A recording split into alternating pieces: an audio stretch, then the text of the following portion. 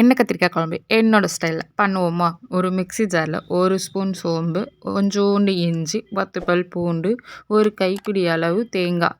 இப்போ வீட்டில் அரைச்ச மிளகாய்த்தூள் 1 ஸ்பூனு, தனியாத்தூள் 2 ஸ்பூனு, தனி மிளகாய்த்தூள் 2 ஸ்பூனு, புளிக்குழம்பு 1 ஸ்பூனு.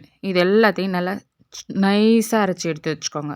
இப்போ ஒரு கடாய் வச்சுட்டு எண்ணெய் ஊற்றி கத்திரிக்காயை இந்த மாதிரி கட் பண்ணி ஒரு 5 மினிட்ஸ் ஸ்விம்மில் வச்சு வேக வச்சுக்கோங்க.